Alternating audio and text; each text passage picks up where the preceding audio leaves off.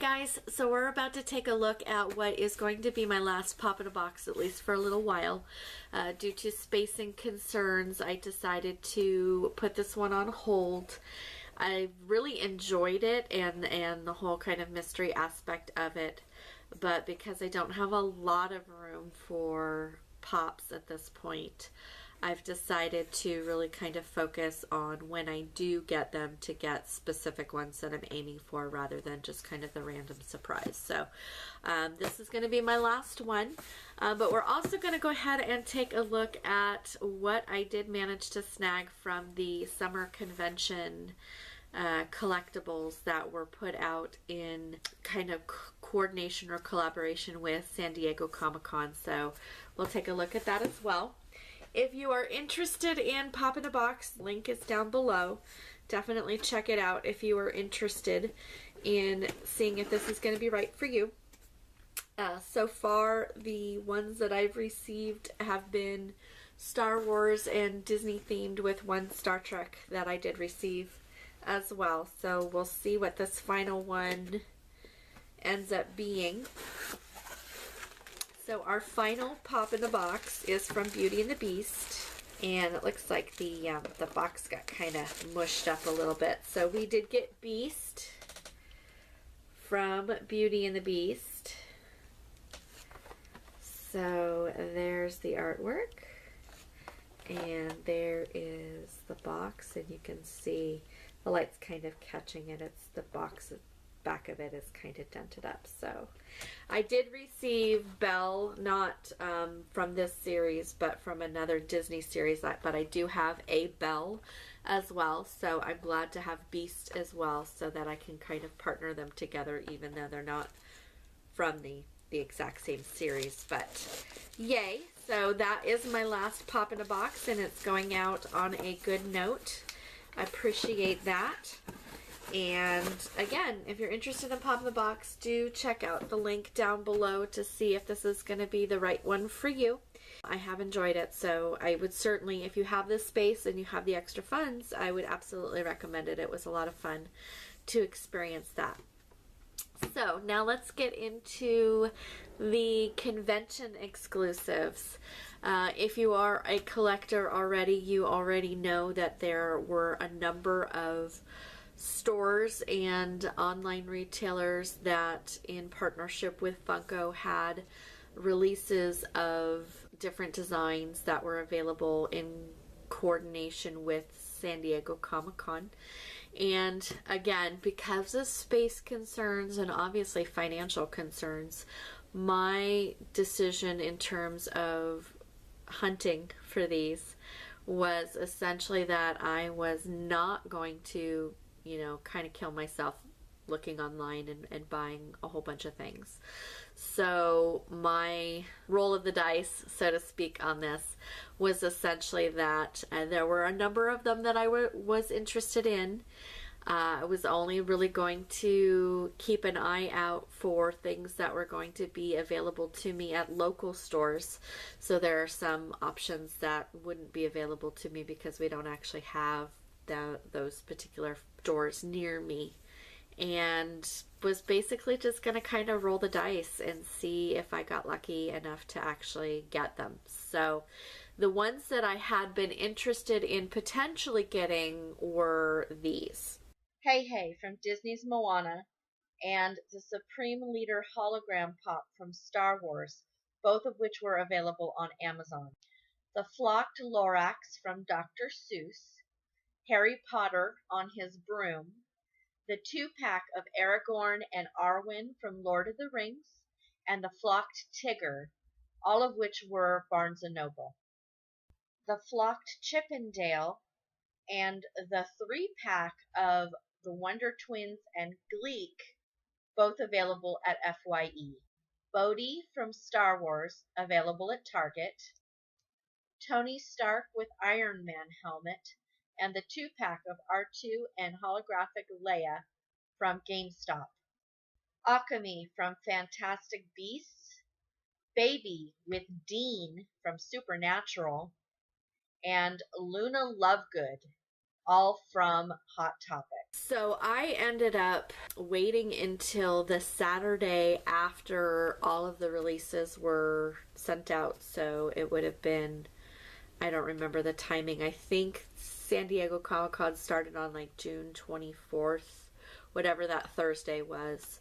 And then I waited, and that's when at midnight, a lot of the online retailers and a lot of the in-store retailers, that's when they had their Pops, special edition Pops available.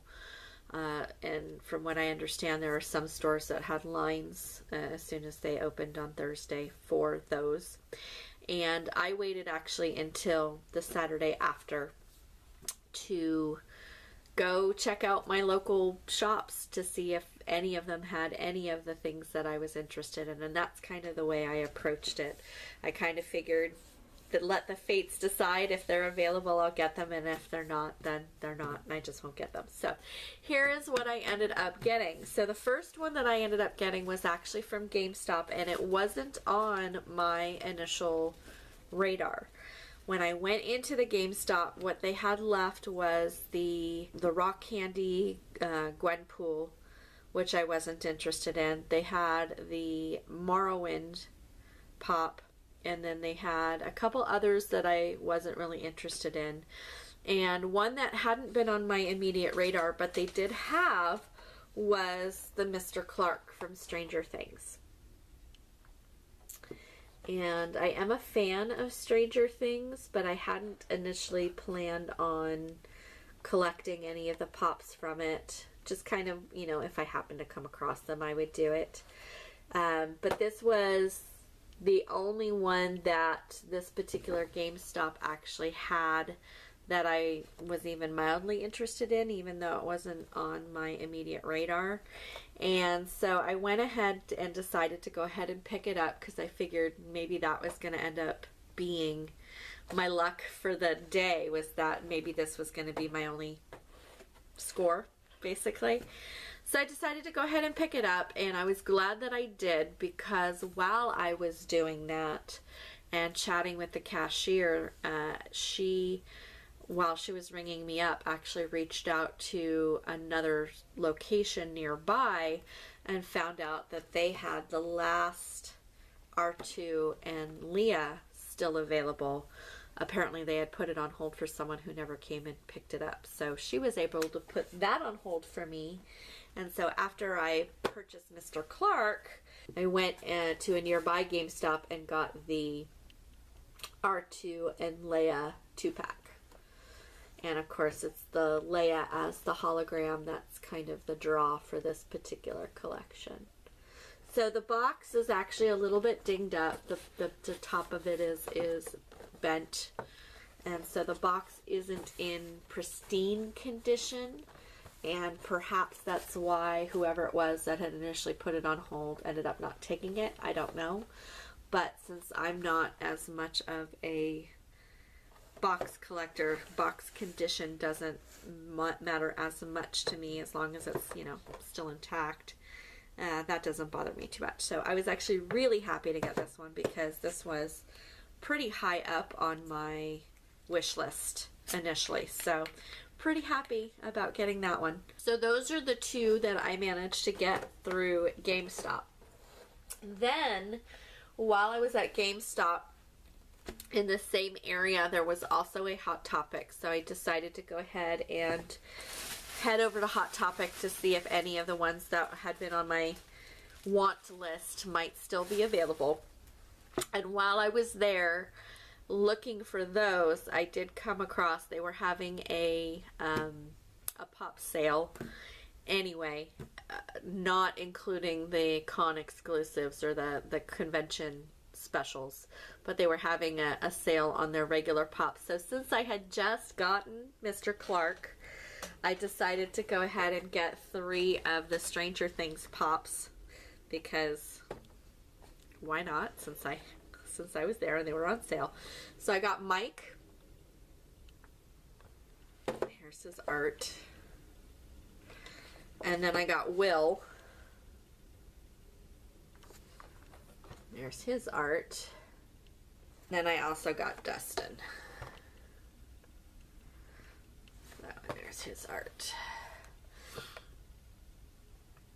So that wasn't intentional at all. That was definitely not on my game plan initially, but now Mr. Clark has some friends to hang out with. So I also got from Hot Topic, I was very pleasantly surprised that they still had a few of the ones that I wanted, and so I managed to pick up Luna in her spectacles.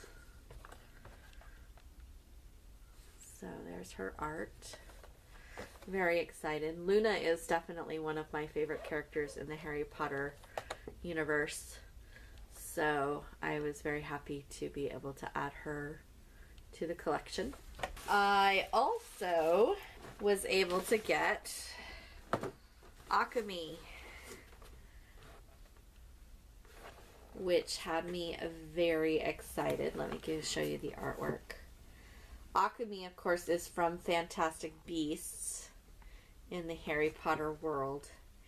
And the artwork on this is amazing. I'm not going to take it out of the box because you've probably already seen this in other people's unboxing videos, and so there's no need to do that. But it's amazing what a reaction Akemi has been getting, even from people who aren't collectors of pops. And I guess I have to count myself as a collector now because I've got so many of them. But I wouldn't have considered myself a collector at that point. But even just bringing this up, the salespeople were just like amazed at the coloration of this figure. And it's got a really good weight to it as well. So aside from the fact that it is a pop, this is kind of really a standout collectible. The paint job on this is just stunning. So anyway, was very excited to get Akemi. And then the last one that I got was also very high up on my I really, really want this and I hope I can get it. And that is Supernatural, Baby and Dean. The best love story ever on television. So again, this is not one that I'm going to pop out currently. I may unbox this at a later time when I figure out how I want to display it. The boxes that were left with Baby and Dean that were left at Hot Topic weren't in the greatest condition. So I kind of had to pick from what was left, but I was okay with that as long as the pop's okay and it looks fine. And there's the artwork on the back. See, when this one was announced as being what they were going to release, I was very excited and immediately was like, I need to make sure that I can try to track that down. And honestly, having waited a couple of days before going shopping, I wasn't entirely hopeful that I would get it.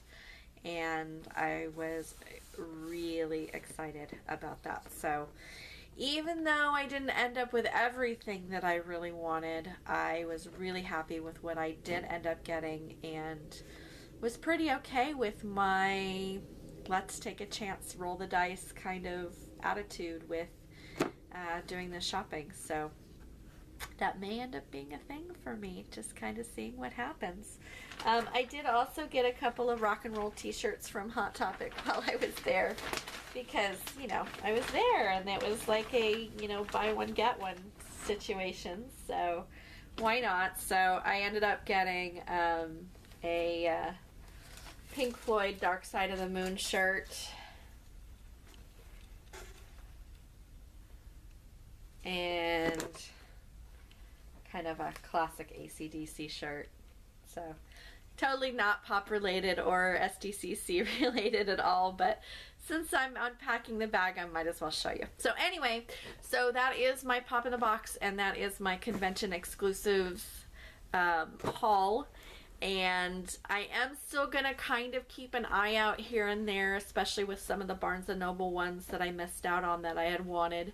I did go by to see if they happened to have any, and they let me know that no, they were sold out the first day. which isn't unexpected. So I will be kind of keeping an eye out to see if by chance I come across them over the next few months. Maybe a stray one will find its way back on the shelves. So we'll see. We'll see what happens. But in general, I'm pretty happy with what I managed to snag. So if you went hunting for your SDCC exclusives, let me know what you found down below, especially if you kind of did a surprise shop like I did, and see whether or not you actually managed to find anything that was on your wish list. Let me know how successful you were, because this may end up being a thing for me each year. I don't know. We'll see. Anyway, thanks for joining me. Have a good one. Bye.